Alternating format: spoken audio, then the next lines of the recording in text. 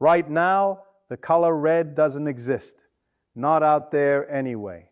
There's no red floating around in the electromagnetic spectrum waiting to be read. There's a wavelength, roughly 700 nanometers, bouncing off a surface and hitting the back of your eye. And your brain, in less time than it takes to blink, invents a color for it, assigns it meaning, files it under red. You manufactured it. And that's not even the strange part. Most people walk around assuming that what they see is what's there. That's a reasonable assumption. It kept your ancestors alive. But reasonable and accurate aren't the same thing. Here's what actually happens when you look at, say, a coffee mug on your desk. Photons leave the light source, bounce off the mug, pass through your cornea, hit your retina, which is honestly a paper-thin sheet of neural tissue pressed against the back of your eyeball, and then get converted into electrical impulses. Already we've lost the mug. What your brain receives isn't a picture. It's a stream of voltage spikes. And from that, it builds the mug, the shape, the texture, where it sits in space relative to your hand. That feels instant. It isn't. The processing takes somewhere between 80 and 500 milliseconds, depending on the complexity of the scene. Which means the mug you're seeing is a mug from the recent past, not the present. You're always running on a slight delay. Your brain just edits the lag out so you don't notice. Think about what that implies. You've never actually experienced the present moment visually. Every single thing you've ever looked at was a retroactive construction. A best guess delivered to your conscious awareness after the fact, packaged as now. You've probably felt this without knowing what it was.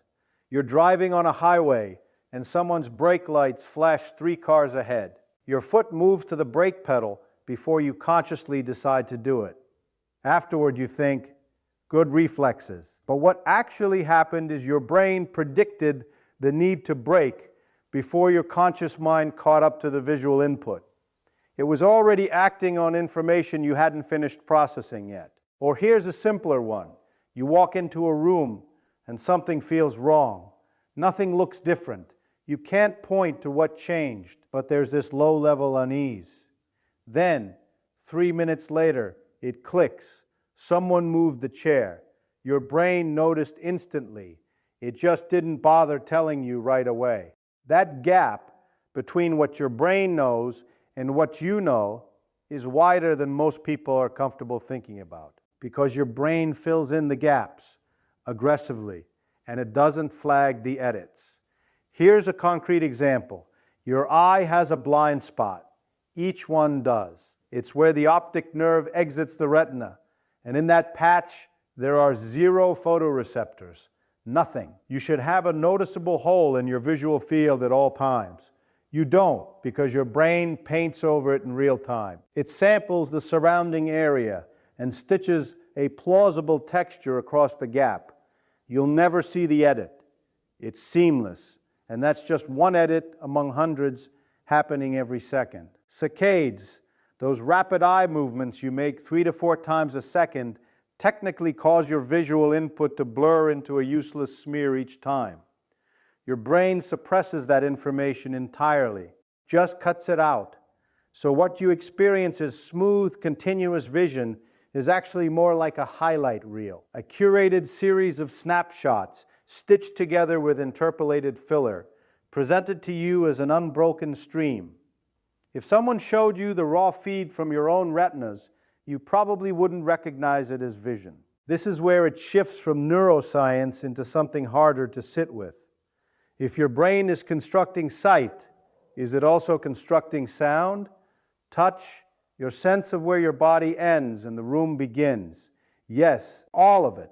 Sound, for instance, doesn't travel as sound.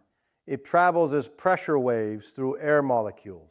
Your cochlea converts those vibrations into, again, electrical signals. And your auditory cortex assembles them into what you experience as music, or speech, or the scrape of a fork. The richness you hear is not in the signal, it's added in post. And proprioception, your awareness of where your limbs are without looking, That's a model too. Your brain maintains a real-time internal map of your body using data from stretch receptors in your muscles and tendons. When that model glitches, you get phantom limb sensations, or that strange feeling when you sleep on your arm and it feels like it belongs to someone else. What you think of as your unfiltered experience of reality is actually a heavily curated simulation running inside your skull. Not a recording, a rendering, built on incomplete data, filled with assumptions, and updated just often enough to keep you functional. You are not seeing reality. You're seeing a story your brain tells itself about reality. And the story is optimized for survival, not accuracy.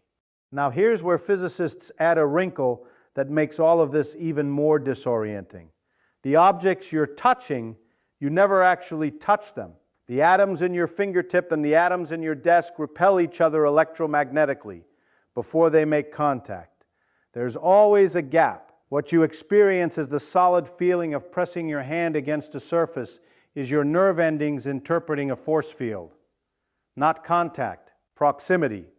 You have never in your entire life physically touched anything. Your brain renders the sensation of solidity anyway, because solidity is useful. It helps you grip tools, avoid injuries, navigate terrain. Evolution doesn't care whether the experience is literally true. It cares whether you survive long enough to reproduce. And this raises an uncomfortable question.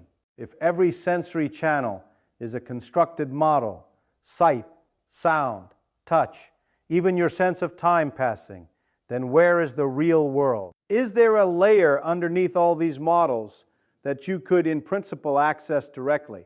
Probably not. And that's not mysticism talking. That's the implication of how nervous systems physically work. You're locked inside a skull in total darkness, receiving electrical signals through cables, and building a world from scratch. So here's what I keep coming back to. You're not a passive observer. You never were. Your brain isn't a window.